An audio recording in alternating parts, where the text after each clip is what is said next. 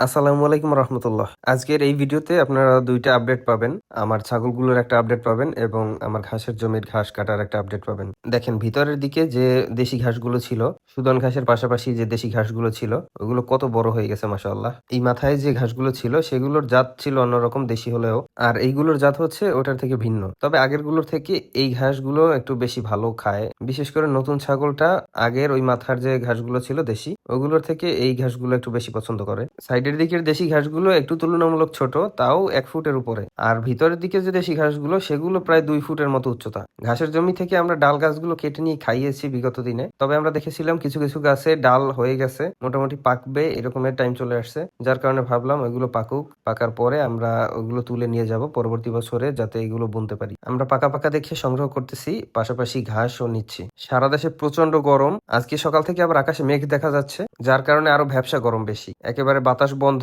এবং মেঘাচ্ছন্ন আকাশ, যার কারণে অতিরিক্ত এবং অসহ্য গরম। আমাদের ঘাসের জমি যে কোনো সময় ডুবে যেতে পারে যদি প্রচন্ড বৃষ্টি হয় এবং জোয়ারের পানি যদি বেশি ওঠে। ছাগলগুলোকে কেটে আনা ঘাসগুলো দেওয়া হয়েছে, দেখেন কত সুন্দরভাবে কত আগ্রহ নিয়ে খাচ্ছে মাশাআল্লাহ। আপনারা অবশ্যই আমার নতুন অতিথিকে দেখতে পাচ্ছেন, মানে আমার নতুন ছাগলটাকে দেখতে পাচ্ছেন আমার ফার্মে। ওকে আমার ফার্মে আনার পরে এখন পর্যন্ত ছাড়া হয়নি, এক কর্নারে বেঁধে রাখা হয়েছে। এর কারণ হচ্ছে ওকে এর আগে হয়তো ছেড়ে পালন করা হয়নি, যার কারণে হঠাৎ করে ছেড়ে দিচ্ছি না। এই জায়গায় একটু অ্যাডজাস্ট হোক এবং অন্যান্য ছাগলের সাথে পরিচিত হোক, তারপর আমি ছাড়বো ইনশাল্লাহ। আর তাছাড়া ওকে বেঁধে রাখা অবস্থায় ও অন্যান্য ছাগলকে গুঁতা দিতে চায়, মানে সহজ ভাষায় মারতে চায়। যার কারণে কিছুদিন এভাবে বাঁধা থাক, তারপর ইনশাল্লাহ আস্তে আস্তে যদি ফ্রেন্ডলি হয় ওরা এবং এই জায়গাটা চিনুক, তারপরে ওকে ছেড়ে দেওয়া হবে। আচ্ছা, আজকে এই পর্যন্তই আমার ফার্মের এবং আমার ঘাসের জমির আপডেট আপনাদেরকে ছোট্ট করে দেওয়ার চেষ্টা করলাম। আপনারা সবাই আমার জন্য দোয়া করবেন, আমার ফার্মের জন্য দোয়া করবেন। আসসালামু আলাইকুম রহমতুল্লাহ।